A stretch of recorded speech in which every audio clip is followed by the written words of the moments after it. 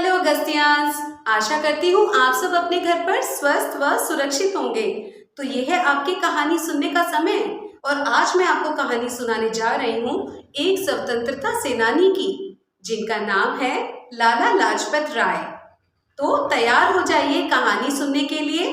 लाला लाजपत राय। मेरे प्यारे बच्चों, तो आज मैं आपको भारत देश की आज़ादी के लिए अंग्रेजों के खिलाफ डटकर खड़े होने वाले एक महापुरुष की कहानी सुनाऊंगी, जिनका नाम है लाला लाजपत राय। लाला लाजपत राय जी पंजाब केसरी के नाम से भी जाने जाते थे। बाल गंगाधर तिलक और चंद्रपाल जी, इन तीनों देशभक्तों की त्रिमूर्ति को लाल बाल पाल के नाम से जाना जाता था। अब मैं बताती हूँ आपको बच्चों इनके बचपन की कहानी। लाला जी का जन्म पंजाब के मोगा जिले में हुआ था।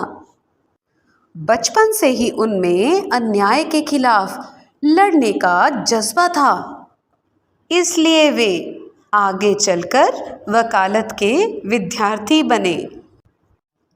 इसके बाद वे भारतीय राष्ट्रीय कांग्रेस के गरम दल के प्रमुख नेता भी बने।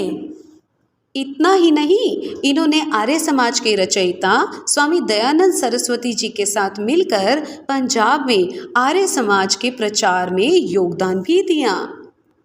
धीरे धीरे भारत के लोगों पर अंग्रेज़ों का अत्याचार बढ़ता जा रहा था। हद तो तब हो गई जब ब्रिटिश राज्य ने एक कमीशन बनाई भारत के नेतृत्व के लिए, और इस कमीशन में सिर्फ 7 ब्रिटिश लोग थे और एक भी भारतीय को नहीं चुना गया। इसलिए भारत के सभी बड़े नेताओं ने इसका विरोध किया।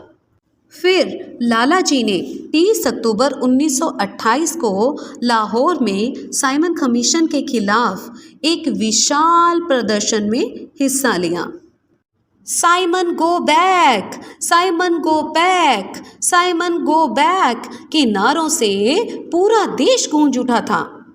नेहरू, गांधी, जिन्ना सभी नेताओं ने इस प्रदर्शन में हिस्सा लिया था। लेकिन इतने बड़े प्रदर्शन को देखकर अंग्रेज घबरा गए और उन्होंने निहत्थे लोगों पर लाठियां बरसानी शुरू कर दी। निहत्थे लोगों की भीड़ को जोर जोर से लाठियों से पीटना शुरू कर दिया। लाला जी को बहुत गहरी चोट पहुंची। लाठियों के वार से लाला जी चीखते चिल्लाते हुए बोल पड़े, मेरे शरीर पर लगी एक एक लाठी ब्रिटिश सरकार के ताबूत में एक एक कील का काम करेगी।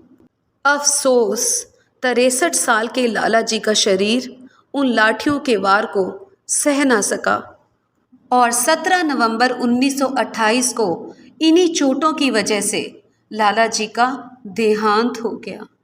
लाला जी की मृत्यु के बारे में सुनकर सारा देश उत्तेजित हो उठा। क्रांतिकारियों में बदले की भावना भड़क उठी और उनके लगातार संघर्ष से 15 अगस्त 1947 को हमारा भारत देश आज़ाद हुआ। तो बच्चों, ये थी कहानी लाला लाजपत राय जी की। आशा करती हूँ आपको यह कहानी पसंद आई होगी। धन्यवाद।